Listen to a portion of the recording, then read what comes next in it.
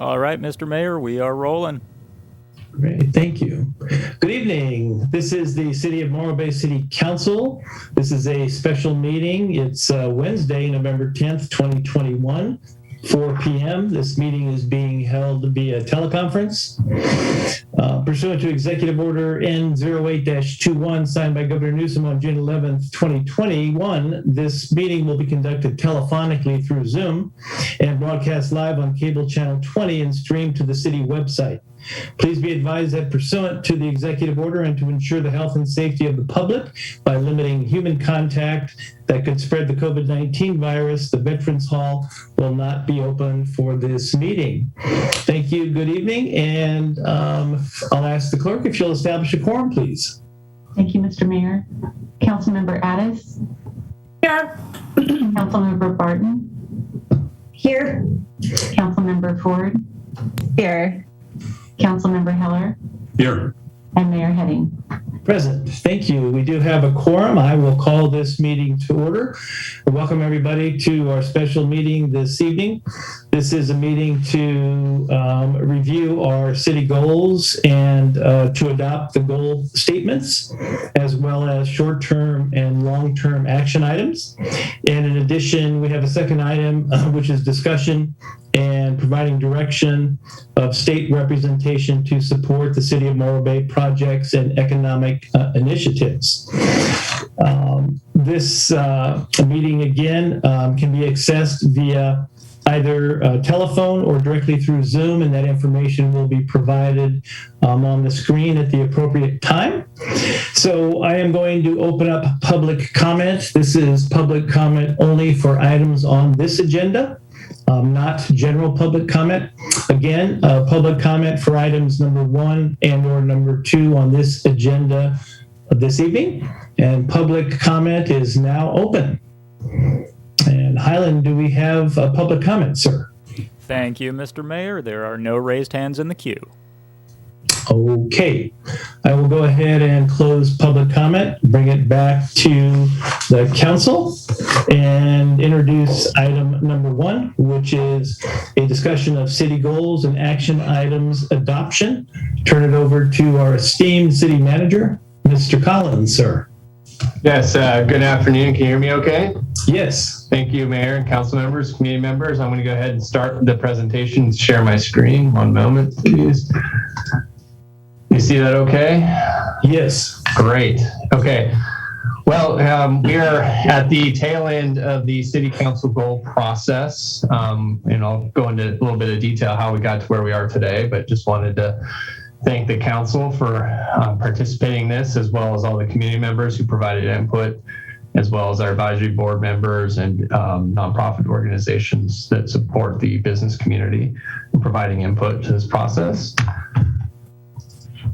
Let's see. So we're going to review the goals process that got us here to date, talk about our city purpose or mission, and then the draft goals and draft goal statements that were discussed at our goals forum back at the end of September, and then review the draft short-term and long-term action items that council tasked us with bringing back for review. We already took public comment and then council discussion and hopefully adoption.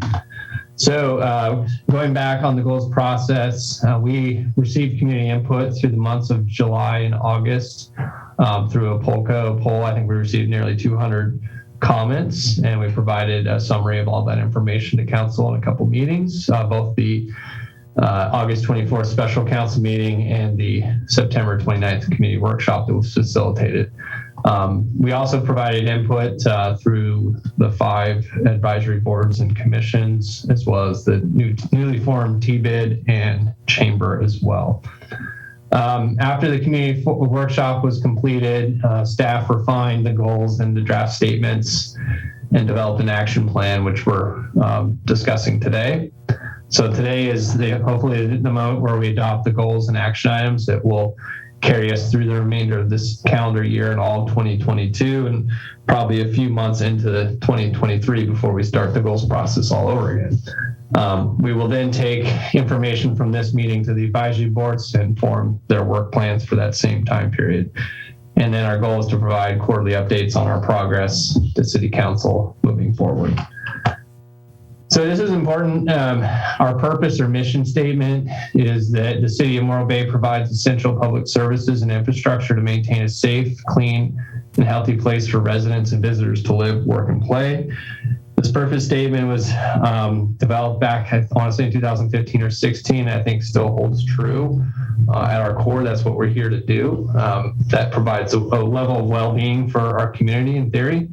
One thing to note, especially with having new team members on the executive team and elsewhere in our organization, it's come to light that while we've been very fortunate to provide this base level of service or foundation, if you will, to our community, and the community is invested in that through improving tax increases through Measure Q&E and other support volunteer organizations, donations to things like our Friends of the Harbor, Friends of the Firefighter, Fire Department, et cetera. We find our place at a point where it is challenging to maintain those core services with the great resignation or churn that we're seeing in the overall labor market and economy. It is hard to hold down these services. And so this is just a reminder that this is what we're here to do, to provide our community.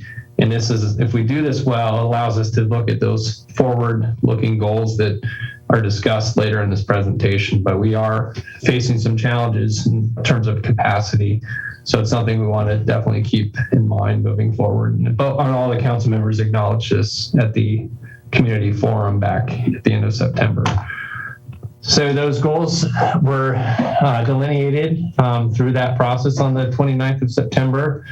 Here are the goals in no particular order: achieve fiscal sustainability and economic vitality, improve public infrastructure, address housing issues, climate action, and improve community health. Council provided attempts at a goals statements for each of these 5 goal areas that really help define and delineate ultimately what the outcomes we're seeking under those goals. And then staff went forward and created about 30, maybe 31 short-term action items that would help achieve those goal statements, which we'll describe in the next slides. So here are the goal statements. These are summaries, but you can find it in the staff report. Under the public infrastructure goal, again, no particular order or preference or priority in these goals. Council at least hasn't said one priority over the other, but for public infrastructure, it's to address cleanliness and safety in our tourist and business areas. And it also includes balancing whatever mechanisms we put in place with also maintaining the ecosystem for our wildlife in those areas. So it's important to work with our business community, but also those folks in the nonprofit sector who look out for our wildlife. And there's definitely a balance to strike there. Conduct capital needs assessment and address traffic circulation in Embarcadero. Under the fiscal economic goal, come up with a plan to address unfunded liabilities while also striving to achieve competitive compensation for staff. Funding pathways for capital needs. Harbor was emphasized, but we know we have capital needs throughout our infrastructure system. And support expedient catalyst site redevelopment. Under climate action is to participate with other cities in SLO County to support climate action planning efforts, educate council on technical terms of climate action as well as staff, to support policy advocacy and the identification of critical next steps for Morro Bay, consider opportunities to reduce reliance on carbon producing energy sources. For the community health goal, create a plan to address immediate need for increasing COVID-19 vaccination rates with an emphasis towards targeted populations with inequitable access or education, and educate council and staff about diversity, equity, and inclusion, or DIE, and engage in a community conversation. Last but definitely not least is the housing goal, and that's to educate council and staff on state legislation on housing, as well as just general education on housing in general. Identify opportunities for additional housing options and explore partnerships, and continue community development department's process improvement efforts. So again, those are the goal statements. They're not necessarily actions in and of themselves, but they help kind of hone in, focus the areas in which the organization is going to apply resources to move the needle on these goals. And then staff took that and worked on action items, some of which, we're already working on from the last goals process from a couple of years ago. And we broke those out into kind of time segments. The short term, which we'd be asking you to approve tonight, is the next 12 to 14 months that carry us through this month through the first few months of 2023 before council embarks on a new goals effort. And then there's the longer term, which are 2 to 4 year, maybe 5-year horizon. It's important to note a lot of the short term action items really kind of lead into the next 2 to 4 years. Longer term action items, there's an evolutionary component to those that sort of link, current to the future. So they sort of build upon each other. Obviously, as I mentioned before, key considerations in adopting these is to be cognizant of both staff, but also council capacity, how much we all can take on in any one given time. And also making sure we have budget and other resources available to achieve those action items.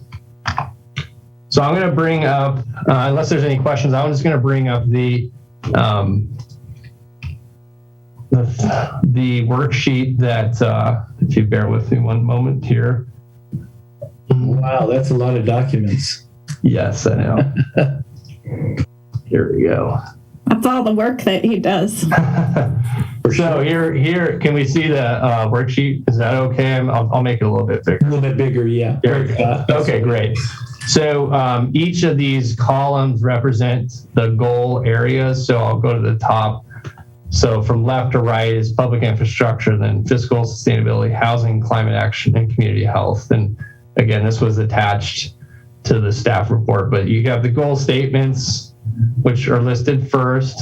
And then you sort of have focus areas. These are the words taken directly out of the mouths of council members on the meeting on the 29th of September. And then we turned those sort of short-term kind of focus areas into actual action items. And so we have identified about 31 or 32 specific short-term action items. And I'd be happy to kind of read through them, Mayor, if that's appropriate, or if you just, want to assume everybody's read this and we can move forward. Well, I assume everybody's read it, but perhaps for our public, Scott, sure thing. Any articulation that you want to make regarding? Yeah, absolutely. I'll do it. It'll take a little bit of time, but I think it's worthy of the exercise. And like I said, the community knowing what's going on. So this side right here, this left second column from the beginning is public infrastructure goals. So these are action items that we would propose to take in the next 12 to 14 months. One is to conduct a traffic speed survey, which we haven't done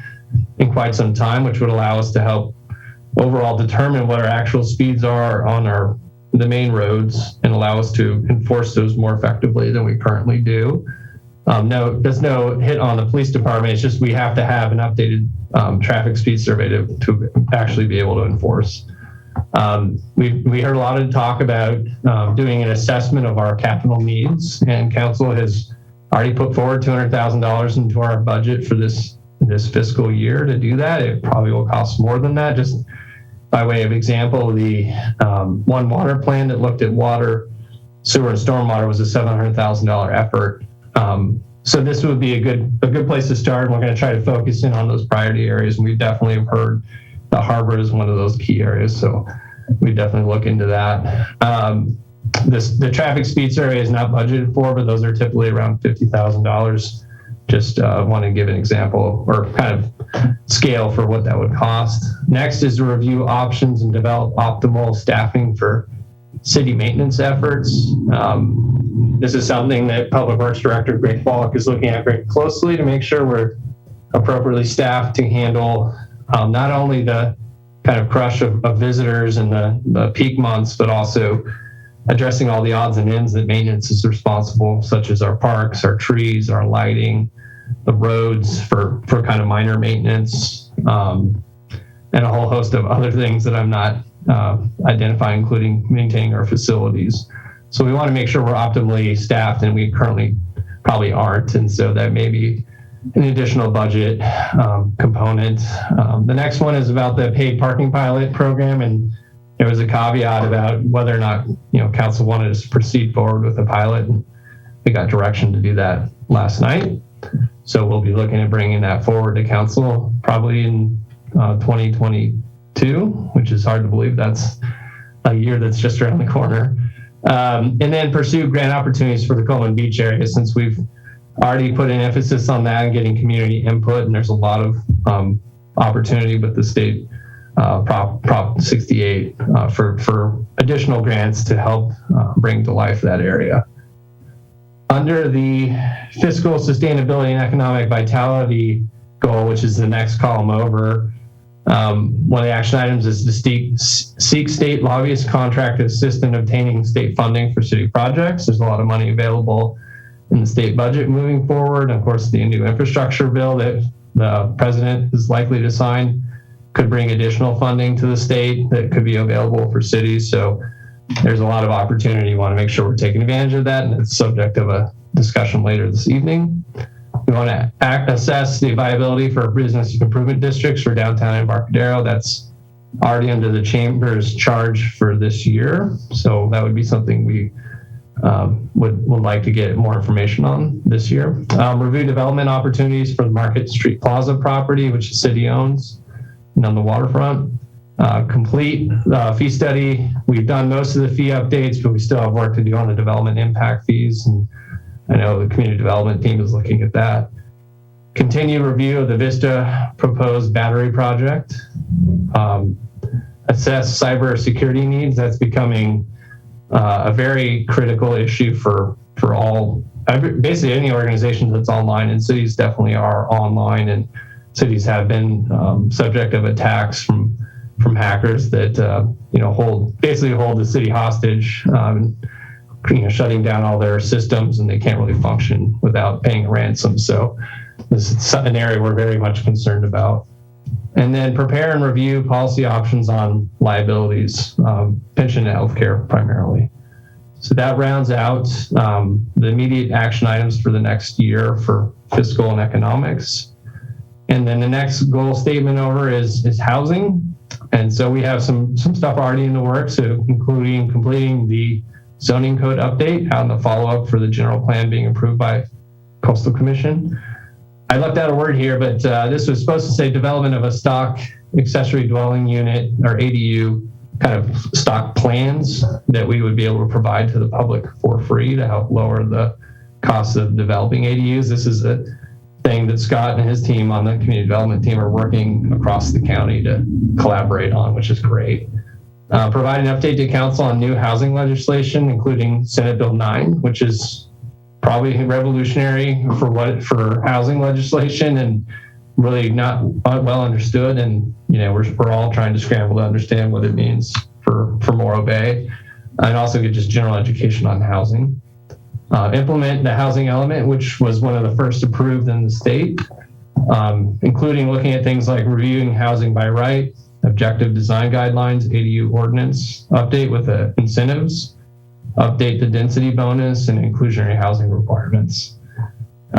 There's interest at the Seashell Estates, which is that sort of weird road out by South Bay Boulevard. It's like a cul-de-sac to nowhere.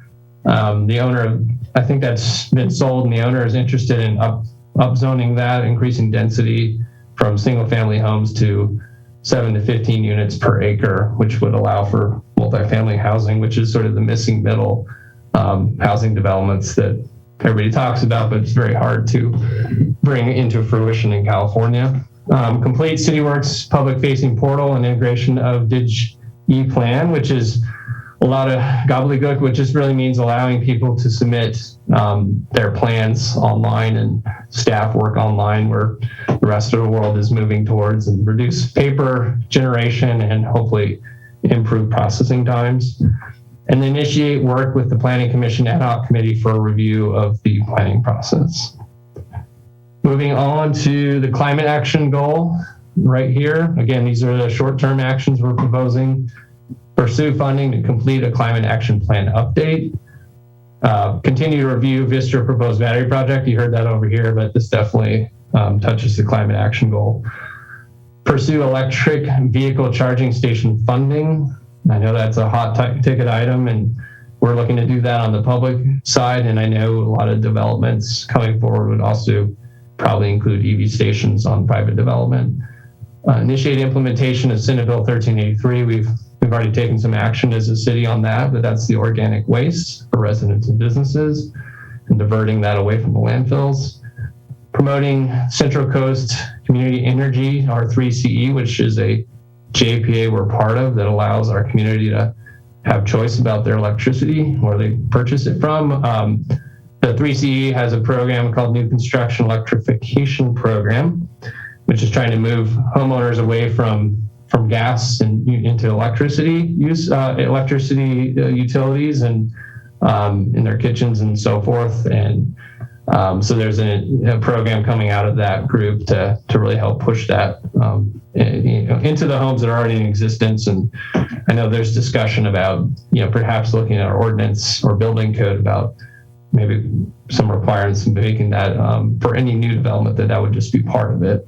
So something to discuss. Designate 1 week a year to conduct a renewable energy outreach campaign targeting a specific group. This is something that Scott recommends. And then also creating a city webpage with links to energy efficiency websites, since we believe that consumer choices are going to be changing, especially with what's going on in Glasgow right now, that there's going to be more interest in understanding how, as consumers, we can change our habits.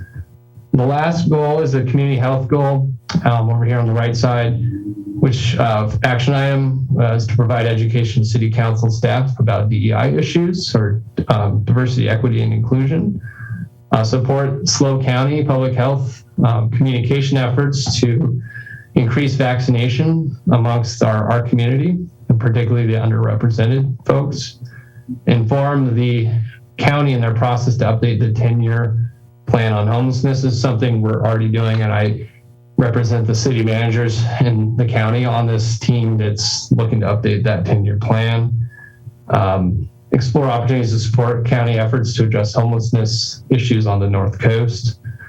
Support the Filipino American group in their rededication event that they're hoping to bring forward next October for the historic monument in Coleman Beach. And then review opportunity for the Boys and Girls Club to offer enrichment activities for teens in the Estero Bay region. They do focus on just the general population, but they, other communities have done excellent work with the underrepresented youth. So those are, again, I think there are about 31 action items that are set for the short term. I won't go into the next level of the 2 to 4 years, but certainly if council has questions about those, I can get into that detail, but that might take us too far afield on this discussion tonight. So happy to go into that here if you'd like me to, or just... No, I think that's appropriate, Scott. Okay. But if council has questions about the longer term initiatives, we can address those too. Very good. And I won't bring the presentation up again, but what we're recommending is that council adopt or approve the goals statements and the short-term action items with any modification that you may have, adds or subtractions. And then the next steps would be to share work plans with the advisory boards and commissions as they relate to these action items, and then provide those quarterly progress updates to council moving forward. And after the input from the advisory councils, will they be coming back to council? No, we basically be telling them, here's what you'll be working on based on what council is adopting today. In the same document, the worksheet also sort of identifies some ideas about what they could help us with. That, since I think that was Councilmember Heller and probably a few other council members had identified that, we do a lot of work with volunteers and the advisory boards, and there's ways of sort of sharing the load, as it were, based on that model that our facilitator told us. Don't put the city in the middle of the issues, put the issues in the middle, and then use all the resources to help address those. And definitely going to take cues from that. So happy to answer any questions you all have, and appreciate your time. Thank you, Scott. And I was just going to say, I agree with that process regarding the advisory boards. We've already gotten their input and used that to construct the goals. So I was hoping we weren't going to go back and then bring them back again. So first, let me just thank you and your staff for taking the high level goal statements that we created and fleshing out some specific objectives over the next short-term period, 12 to 14 months, that specifically we can focus on, and then also providing a longer-term picture of where we might be headed with regard to these issues. What I want to do is have council just weigh in with answers to this basic question. Are these inclusive of all of the items you like to see? Do you feel they're prioritized correctly? And or do you have input to add that perhaps didn't capture the intent of statements maybe you made or were made in general? And are there changes that you might want to suggest with regard to this? And we can have discussion on that. And when you refer to it, if you could obviously refer to the specific bucket or area, which is called the goal theme, and then the item specifically you'd like to address. We'll do that, and I'll take notes and then come back, have a little debate about that, and try to end up with a consensus on this. So again, Scott, thanks to you and your team. I know it was a lot of work. You turned it around quickly. I appreciate that very much. And I know that you use the lens or the filter of staff capacity and capability, hopefully, because the last thing we want to do is overload our staff with some very lofty goals or difficult goals that are unachievable. So I suspect that you've done that and feel that these can be accomplished based upon our capacity and capabilities. That is correct. And I also want to thank all the staff members here and others who participated in the process. And yeah, and y'all definitely underscore the capacity and just, we pride ourselves on being efficient and doing everything we can with limited resources. And I think part of that is you can grind an organization to a halt if you're not properly resourced, and that's a focus that we're going to have, kind of going into the next year's budget. So great. Well, thanks. Yeah, you bet. And I'll be your note taker, council members. So I'll try to capture your inputs and then come back with a summary. And I do see a raised hand. Councilmember Heller, you got in there first, right under the wire. And sir, you're up.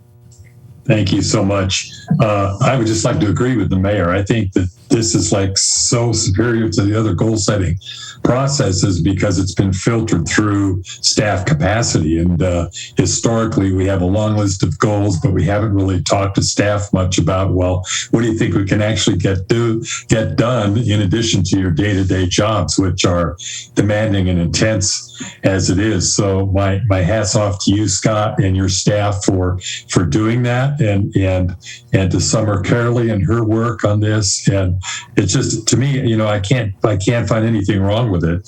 The listening really did happen. It's gone through your capacity filter.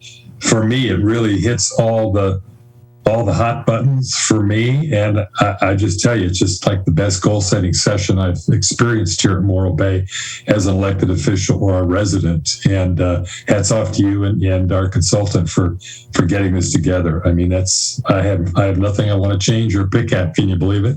Yeah, very good. Well, thank you, Councilmember Heller. Thank you so much. You don't have to write anything down, Mayor. I just wrote your name down. That's it. Okay, there you go. I appreciate that. And again, thank you for recognizing staff. Councilmember Addis, I do see your hand, ma'am. Thank you, Mayor, and I'll echo Councilmember Hiller's comments and appreciation of staff, and just front load that I have talked to staff about what I'm about to bring forward. And so as I ask my colleagues for support with this, it's with the understanding that I've talked to staff about capacity compared to the impact of what I'm asking. And I would like to bring forward that we elevate climate to declaring an actual climate emergency. I say this within the context of $15 billion has just been released into the climate space. And so I think Morro Bay showing the urgency around these issues could bode well for us in terms of getting this money to our community. But I also say it within the context of the UN Climate Summit that's happening, the requests from young people that there's a climate emergency declared worldwide. I do think it's the biggest biggest threat that we in Morro Bay face. We've had our own firefighters going to what I would call mega fires. We're experiencing mega droughts. We have unpredictable rainfall and superstorms, ocean acidification. We have stuff going on with our own eelgrass, which I think is improving, but is an issue. We recently had a grant come forward to monitor air quality. Our general plan is very much centered around climate action, and I think it's time for us to declare this the emergency that it is, and to take appropriate action in terms of getting the resources that we need to address this for our city in particular. Got it. Captured. And I'll bring this back for discussion when everybody's given input. Okay. Well, thank you, Councilmember Addis. I appreciate that. I've made that note. And thank you for the rationale for it as well. Councilmember Ford, I see your hand, ma'am. Please. Thank you, Mayor. Thank you. I also want to echo what our previous council members have said. I'm impressed. I looked through here and I honestly didn't expect to see this many items of action on both short-term and long-term. I thought maybe, they would just cherry pick a few things and then focus on that. But I feel like staff has done a really amazing job, doing their best to cover all of the items that we discussed with Summer. And it's a beautiful list, and I'm excited to move forward with these items. But I want to bring up something on the list under climate action. We have under our short-term goals to promote Central Coast Community Energy 3CE new construction electrification program and include in planning materials and on the website. I actually also discussed this issue with staff as well and their capacity. And I would like for Morro Bay to join over 50 other California cities, such as San Luis Obispo, Santa Cruz, and Santa Barbara, to implement the Central Coast Community Energy Reach Code Incentive Program as soon as possible. I request that our city staff begin working with 3CE to implement the Reach Code Incentive Program within our residential sector, limited to the electrification of new construction by including this in the 2022 building code adoption, which will take place on January 1st, 2023. And when it comes to climate action, we've got to do what we can to reduce toxic pollutants that go into our air, including inside our homes and then beyond. And if we take advantage of this offer, our city staff costs associated with the adoption could possibly be reduced by a one-time payment from 3CE for up to $15,000. So I want to just add that, if possible, to our short-term goals. Do you need me to repeat any of that, Mayor? You're muted. That could be a good thing.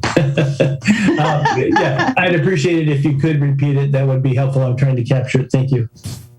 Okay, so I'm gonna skip the fluff. I'm gonna get right to the goal. Yes. Uh-huh. Yeah. So I'm requesting that the city begin working with 3CE to implement the Reach Code Incentive Program within our residential sector, limited to the electrification of new construction. And tell me when to stop if you need me to stop. No, go ahead. By including this in the 2022 building code adoption, which will take effect on January 1st, 2023. Got it. That's a mouthful.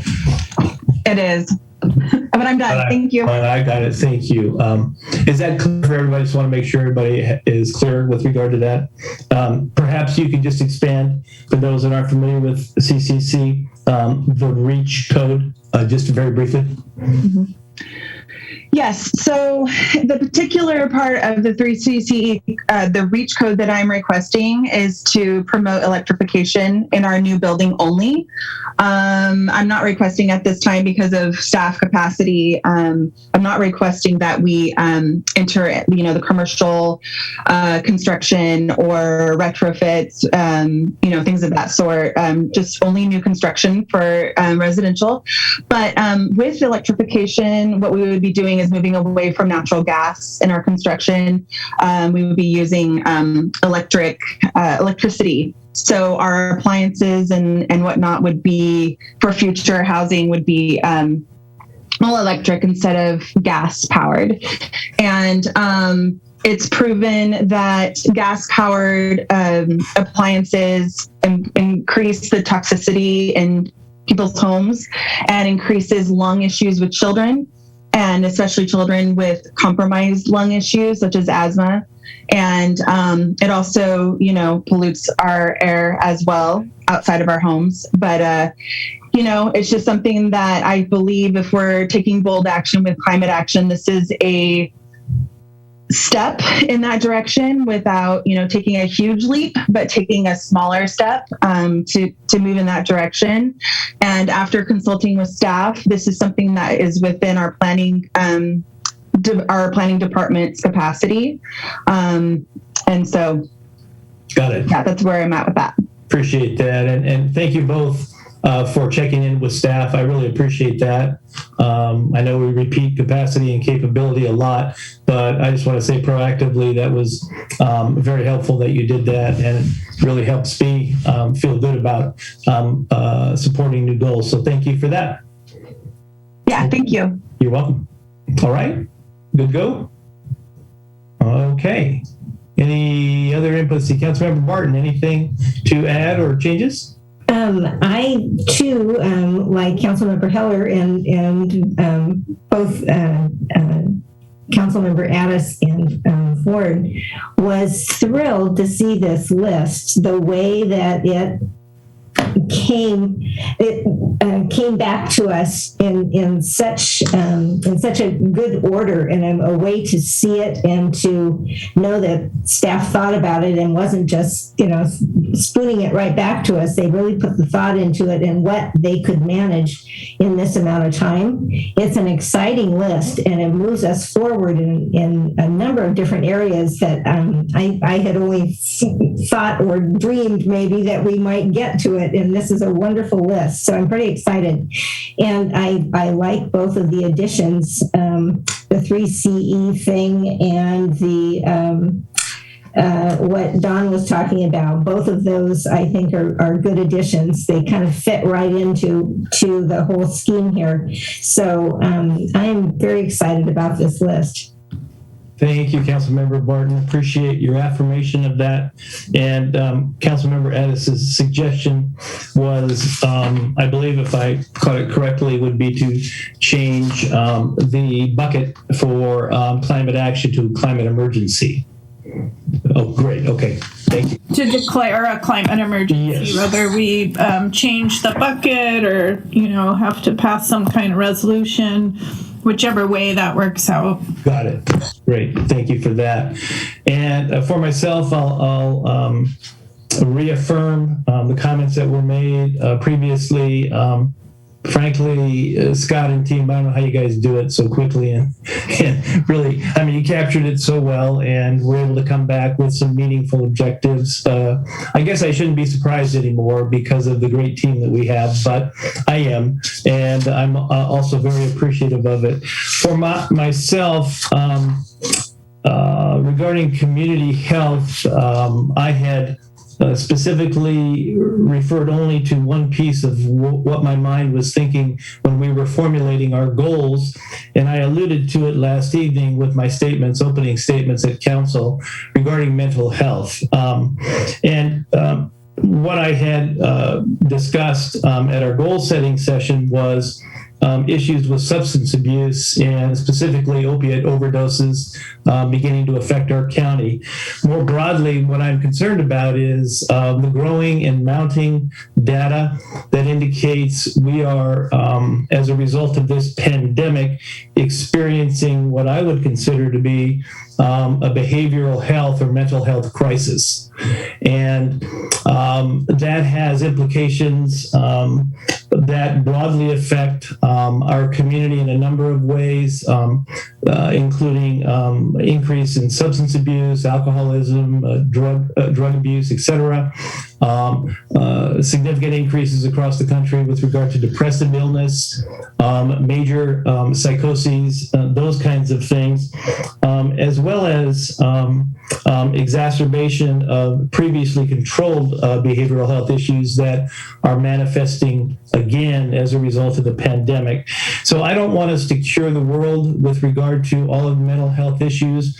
My request, and I didn't ask staff, so I'm going to slap myself for not, I'm violating my own rule of capacity determination and capability determination, but perhaps if we could add somewhere in our goals that we would provide community education and information regarding access to mental health resources, and specifically referring to the items that I mentioned as a result of our pandemic. All indicators are that the incidence of these illnesses is going to increase over the next several months, if not years, as a result of the pandemic, and it will become of great concern regarding the public health.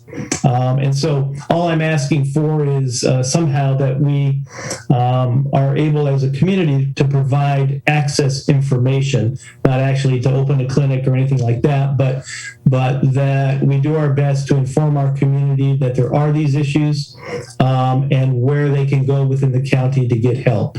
So hopefully I articulated that, and it's not too big of a goal, Scott, that will impact staff significantly. And if it is, I would be happy to withdraw it. But I apologize for not talking to you ahead of time about that. That would be my requested change with regard to that. I personally, I support Councilmember Ford, Councilmember Addis's recommendations. And have no problem with adding those or making those requested changes. And so I'll look for any head nods with regard to perhaps all three of those changes that have been articulated. Is that, thank you, Councilmember Heller, I do see your hand. Yeah, I would like to comment on it. Mayor, first of all, you don't need to check with staff first. You're the mayor. So, well, no. I just want to remind you. No. I'm just a guy. In all seriousness, I think your suggestion is spot on. For those of us who read the police blotter in Estero Bay News, 90% of the interactions between the police and citizens are drug or alcohol related. It's a serious problem here in Morro Bay. And Mayor, I think really we might want to go even further than you mentioned in terms of educating the public, but I think that's a great first step, that we need to make access to services available to the people who need it, and the people are walking around on our streets. They're right here. It's not something that's happening in another part of the state or another part of the county. It's happening here, broad daylight, and the police will certainly back that up. So I really appreciate you adding that to the list, although I'm reluctant to add anything to the list because it's so ambitious. With respect to climate change, if you don't know, I think it's an extremely serious issue. As you know, I'm involved in the waste end of it. I have different certifications related to climate change with respect to building and how things get built. The word emergency, to me, for some reason, should be reserved if it will get us funding that we would not otherwise apply for. Otherwise, it seems kind of like a panic button to me, to be frank. And I'm wondering if staff can comment on the word emergency and if it will or will not qualify us for funding that we might not otherwise be able to receive. Any comments about that? You may not know the answer. I know in some cases, at least in the past, where cities have declared emergencies around things like homelessness, there was a perception that may line them up, those cities up for funding if funding became available. But in this case, I would need to defer to Scott Graham if he has any sense on this issue, if Scott's available. Yeah, thank you, Scott. I don't know if there's any funding available in this space currently. I don't know if the city officially declaring, like, say, through resolution or something along those lines, would line us up or not. I don't have information along those lines really. I know that I know some cities have done this though. This is not something that's not unheard of. In other words. So. Okay, so and my other thought about.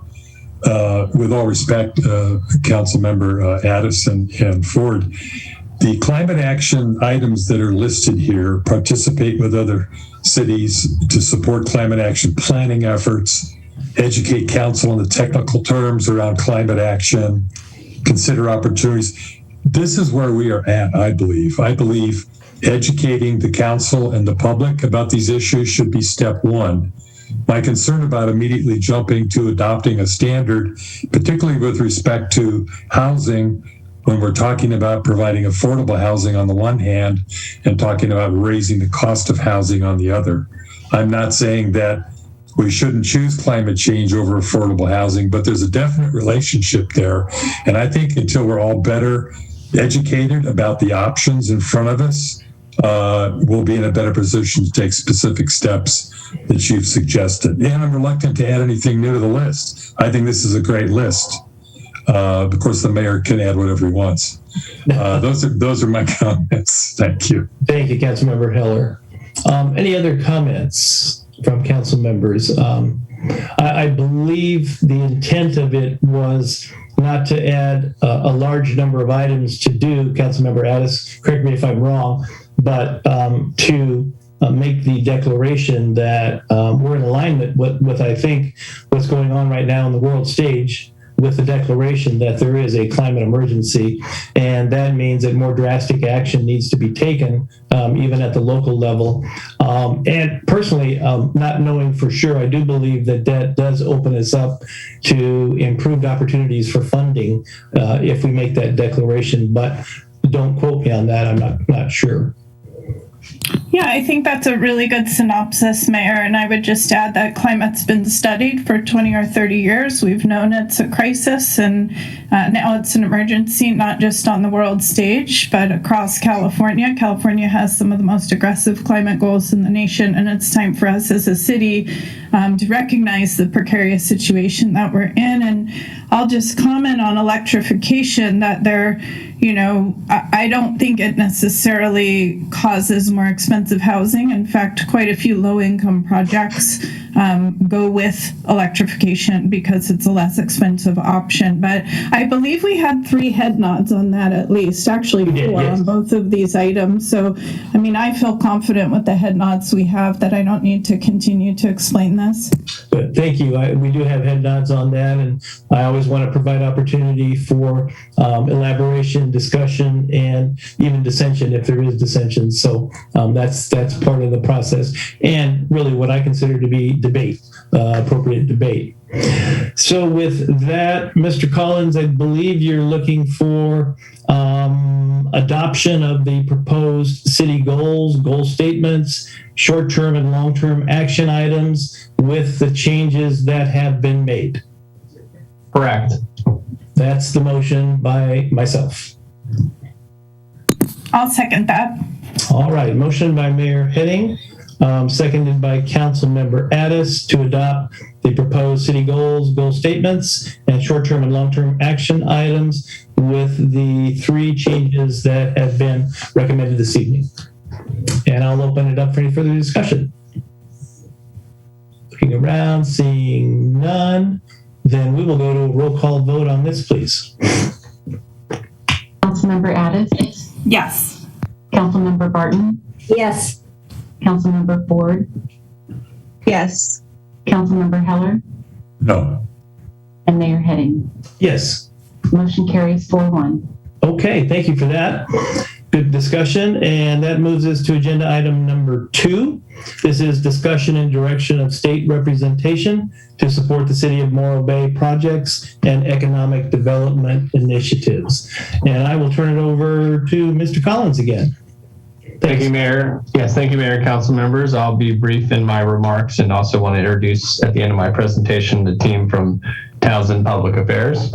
But before doing that, just the recommendation before you this evening is to authorize the city manager to execute approximately an 8-month retainer agreement between the months of November through the end of June 2022 with Townsend Public Affairs in a form reviewed and to be reviewed and approved by the city attorney to support efforts to gain state support and funding for our city goals, support offshore wind development and other economic development initiatives beneficial to Morro Bay, seek state grants for the water reclamation facility project, One Water infrastructure projects, and other infrastructure projects, and also keep the city apprised of other relevant state legislation and funding opportunities. The fiscal impact, it's a $5,000 per month retainer, which is sort of par for the course for these kind of contracts, which includes, but it's a little different in this case, it includes both the representation, but also support for grant funding, which you don't typically find. It's usually another retainer cost. So city proposes an approximate 8-month contract for a total amount of $40,000. It's recommended this be split between the city's general fund and then the water and sewer funds to support wharf and other water and sewer projects. If this is approved, it would bring back a budget amendment at the mid-year. So by way of background, based upon the historic size of the state budget for this year and the fact a lot of it's still being defined as we speak, this is a major opportunity for funding for cities, unlike any other time in history. And with us just approving city goals that include things like infrastructure, homelessness, housing, climate action, and the other issues that the mayor identified, we initiated outreach to several firms that provide are reputable and provide services that could help the city unlock funding for all those initiatives. So the purpose of this outreach was to understand the services the firms provide and if the city would be a good fit with their existing portfolios. So we did outreach with 3 firms and heard back from 2. Just as another side note, we do have federal support through the Ferguson Group for the WARF program, offshore wind, COVID-19 funding, et cetera. We've retained their services through the end of this fiscal year. In addition, we have support for our harbor through the CMB, or the California Marine Affairs and Navigation Conference, which represents harbors in California. So we pay a small fee for that. And we also have representation through the California League of Cities for state issues, but remember, they represent all 400 plus cities. And so they're more of an aggregate support for cities, but not necessarily at the detailed level or the city level for Morro Bay. Which brings us to the discussion. We reached out to 3 groups. We heard back from 2. We felt that Townsend Public Affairs was the superior proposal in that they both have a very long track record of bringing funding to their clients, but also the deep bench, and their retainer includes both the legislative support, but also grant writing support, which we desperately need because we don't have the staff to write those grants, which are very exacting, and having those relationships with agencies are very important, which they do have. So should council approve this recommendation, staff would work with the city attorney's office to draft and execute a contract with Townsend Public Affairs with those terms of the identified earlier above. And then we'd get to work rather quickly and sort of onboarding and getting to know each other, talking about priorities, and trying to assess where it's best to apply their efforts and ours with this budget. So again, based on their experience and proven value to other local governments, we feel this is the appropriate time to lock into a contract for state advocacy and grant support. And I would like to introduce Christopher Townsend, who's the president of Townsend Public Affairs, to quickly say hello and introduce his team, and then we could entertain obviously public comment and any questions that council has. So Welcome, Christopher. Hello, thank you very much. Can you hear me okay? Yes. Thank you again for the opportunity to pursue your business and the opportunity to help you achieve your vision and legacy. I'd like to introduce our team. Again, I'm Christopher Townsend, the founder and president of the firm. This is our 23rd year in business. So I like to say we've seen it all. No one ever knows it all, but we like what we think we can bring to the table for you. With me today is Senior Director Richard Harmon, and also Senior Associate Andres Ramirez. And then there's another gentleman, Alex Gibbs, who's our top grant writer. He's actually just had his first baby, so he's on paternity leave, but should be back in about a couple weeks. So we do have a deep bench, as we like to say. I've got 16 people to draw from on a variety of policy areas. So kind of wanted to just let you know who we are. We specialize in lobbying and getting funding for local public agencies in California. We've worked with large cities, small cities, urban cities, suburban cities, rural cities, and coastal cities. So, we're familiar then with the challenges that you can face. We also, I was enjoyed going through your this discussion, the presentation on your priorities, and I loved how you had your purpose statement. And I thought I'd share with you at Townsend Public Affairs, our purpose is to serve as champions for better communities. That's our mission statement, our purpose statement, and that's how we approach this. Whatever we can do to help make Morro Bay a better place that supports you, that's what we're going to do. So I also wanted to quickly touch on a theme I was hearing a lot was about capacity and capabilities, and we greatly respect that. One of the things you'll get from us is if we're doing it right, we are not a burden on staff. We actually become an extension of staff, and we will take care of everything that can be done that we know. We ideally make it the only burden we place on your staff is to get some information that maybe only you have. But we'll do all the work. We do the lobbying, we do the writing, the phone calls, the briefings, to put you guys in a position to be successful. So I wanted you to know that we're sensitive to that value you've been expressing. We vet these grants. We're not going to, here's a nice grant, but here are the strings attached, real quickly. No, that's not what we want. We don't just toss it on you and ask you guys to figure it out and then tell us to give us a green light. So I hope that was a quick little snapshot of who we are. I didn't want to take too much time, and we're happy to answer any questions that you may have. Thank you again for this opportunity. Thank you, Christopher. Appreciate that. Scott, did you have any further comments? No, Mayor, and thank you, Christopher. It's good to meet you, and I appreciate Richard's work and kind of bringing proposal forward very, very quickly, I think within a day, and also providing samples of the work that they've done for places like Pismo Beach, and just sort of get us in the idea of sort of what to expect in terms of a service level, which was really good. And he provided a lot of information without me even asking, so it was great. Thank you. So I would like to open it up for any council questions of either Scott or Christopher and team. So if you have questions, go ahead and give me the raised hand sign. This would be the time. Turn around. Seeing no hands.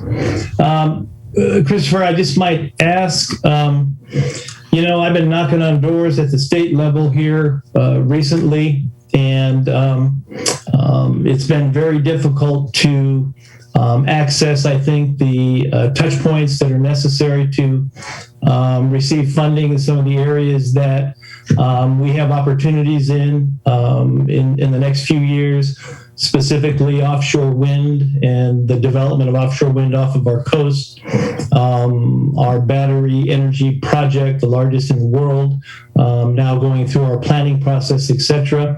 My question to you is, it appears that at present, at least during this budget cycle, significant increased amounts of state funds are available to local entities. And could you maybe characterize that for me as compared to past periods and either validate that or invalidate that notion? Sure, absolutely. And an excellent question. We are in a unique spot right now, and we don't know how long it's going to last, and we never expected to, where there are some robust financial opportunities of how, despite everything that was predicted so far, the state budget numbers have been coming in above projections. For 3 years ago, they brought back earmarks. We were literally putting projects in the budget to get direct funded. So what an earmark means is in the budget, they may have a category for parks and rec, and then it might put in there, of this amount, no less than 1 million goes to the city of Smallville to build a park. And so, but for a variety of purposes, police stations, water projects, putting in broadband services to close the digital divide. So that's real, and that will be one of the first things we'll be working on with Scott is looking at the opportunities to go get an earmark, and that's carried by your legislator. And we're really fortunate because you have John Laird as your senator and longtime friend, dynamite on a lot of the issues we care about, a former chair of the budget committee when he was in the assembly. So we're going to push hard. I want to turn that into a question of not if, but what and how much. And so that's, one thought there. Jordan Cunningham, we'll see. He's actually got a moderate reputation. Some Republicans got some earmarks, depending on what kind of deals were cut. We'll work closely with Jordan and give him every opportunity to also look at submitting something. There are more increase in funding that went into this budget, and a lot of it still huge numbers, some of it more programmed than others, but so many things are on the table. In fact, just a quick sidebar, Council Member Jeff Heller, you spoke eloquently about climate change and sea level rise and those issues. And you were kind of inquiring, hopefully there was some funding around that. And I'd like Andres Ramirez on the call. If you could quickly touch base, some quick examples about what's going on so that you guys know you're investing in an effort that will try to hit on your issues. Yeah, absolutely. Thanks, Christopher. Honorable Mayor and council members and Mr. City Manager Andres Ramirez. One of the things we worked on closely in this past budget cycle, and which we continue to track and monitor and engage on, was some of the massive investments in climate resiliency, specifically the climate resiliency package in the 2021-2022 state budget. That amounted to roughly $3.7 billion. And I do want to note that this is unique because it's $3.7 billion, rolled out over a 3-year period. And for most, not all, but most of the pots, they will be increasing in the amount that they are rolling out, many of which are competitive grant opportunities going into 2022, 2023, and even up to 2024. So as Christopher alluded to, Councilmember Heller and some others referred to some things around climate change, ocean protection, and other items in that area. And there are a number of opportunities, and I don't want to get too in the weeds at this moment. Happy to delve into it more at another time.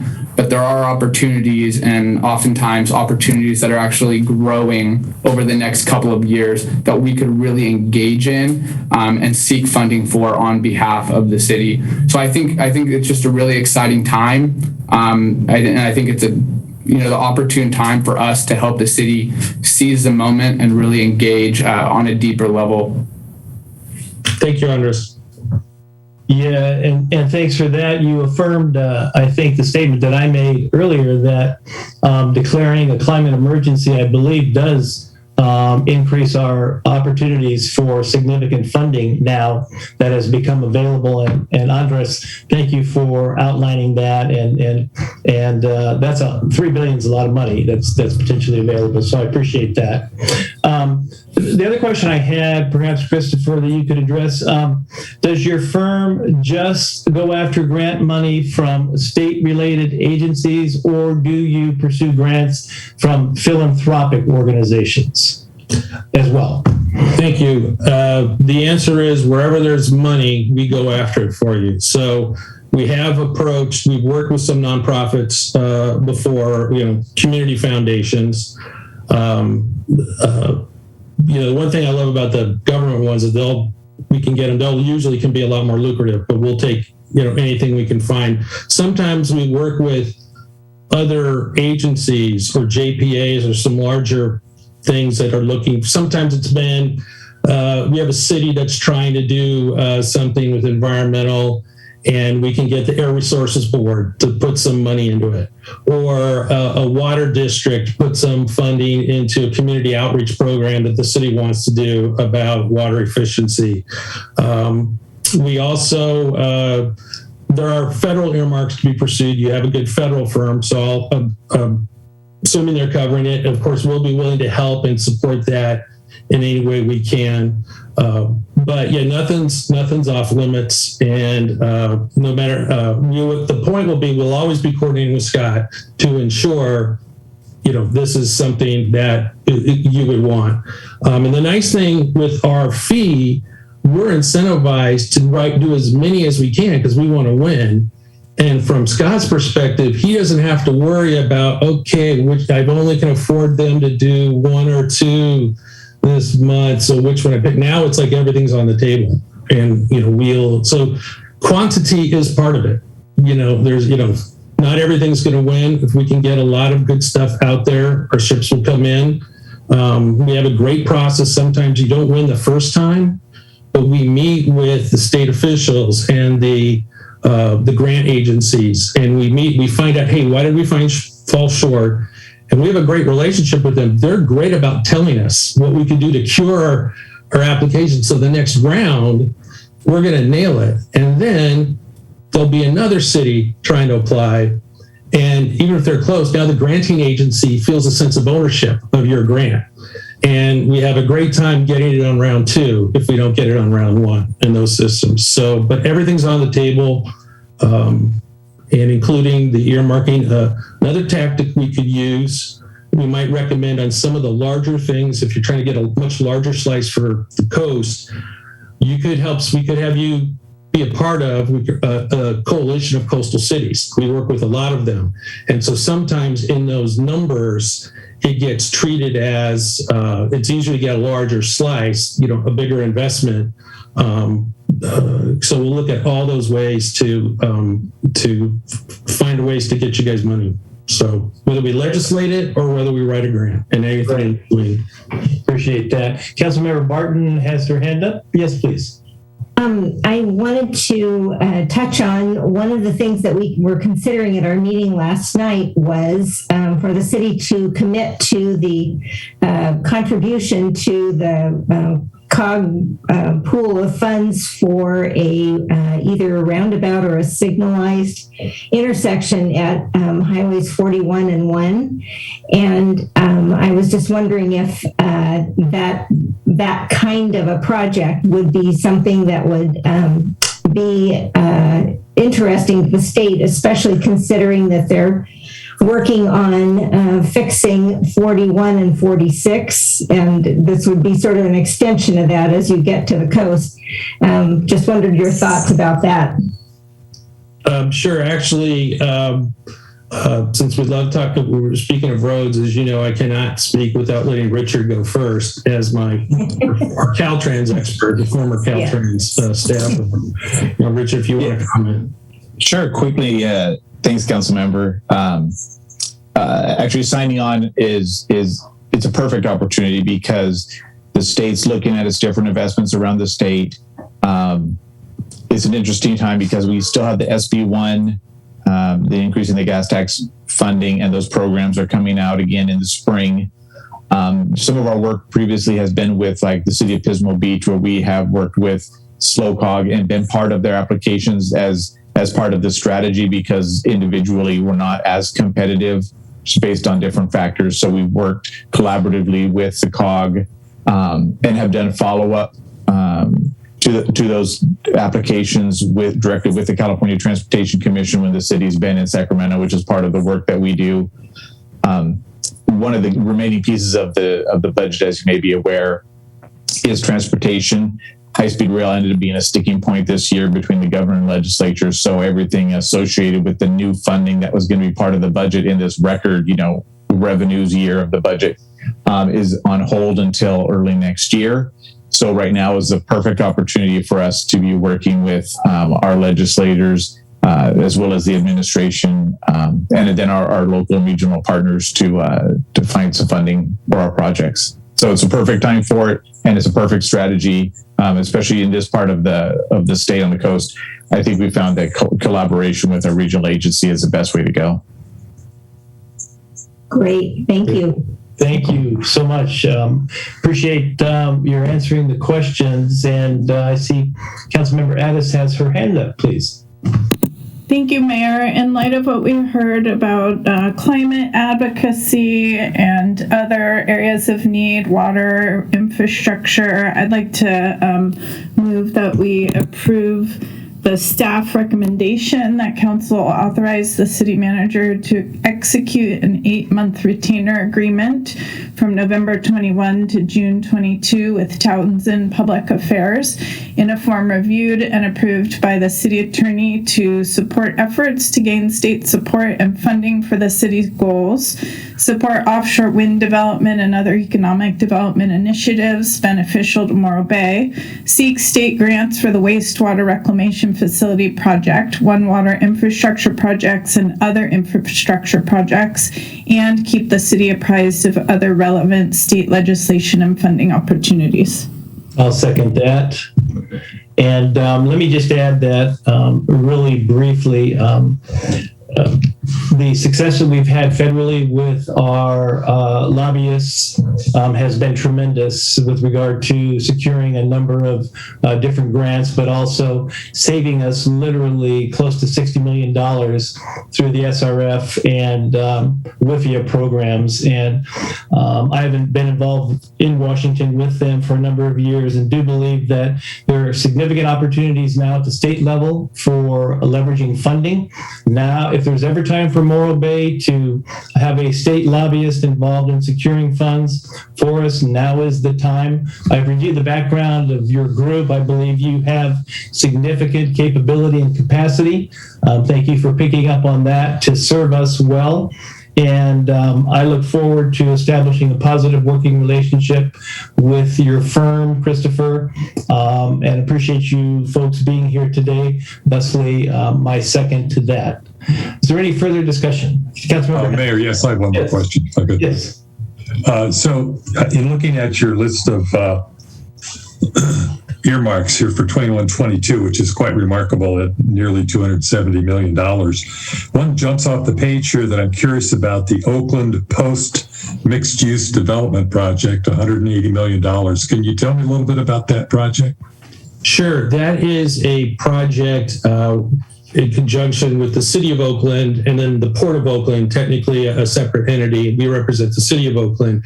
And it's basically kind of an innovative mixed-use project, commercial, local retail commercial, higher density housing, and the opportunities to do other larger commercial purposes. So this was a part to help spearhead some private investment in the area. And to be candid, it's also really helpful when you know the chair of the budget committee in the Senate, who is Nancy Skinner, who represents that area. So we had more power to leverage there. So I would be remiss if I didn't try to modestly manage down your expectations of if we could get that large a project for you. But then again, I have no problem going to Ed Laird or John Laird, excuse me, and saying, dude, you can't let Nancy Skinner out show you up. You know what I mean? Break something off here. So, but if that helps, it's a very, they're reutilizing some of the industrial parts of the port that need to be reused for other purposes. So that's so it's not all new construction. I guess that's the question I have. Well, a lot of it is actually, most of it is new construction. Okay. So there's not a lot that's being used for demolition or raising. It's stuff they had originally had other plans for it, some other terminals. And now they're looking at the economics and also their need for housing. And they felt that was a good place to, extension towards the northern end of it, the whole Jack London Square complex would go on. Gotcha. Okay.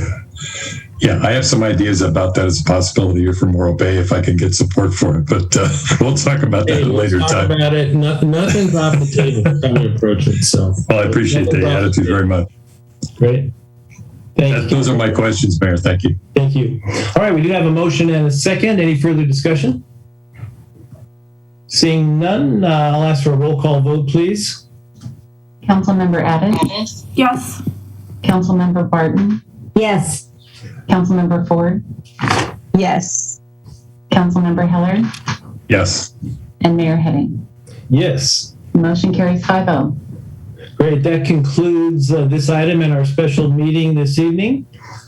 Scott, thank you very much for bringing this forward. Again, I appreciate your tenacity and recognizing the need and evaluating a number of firms and bringing this recommendation forward.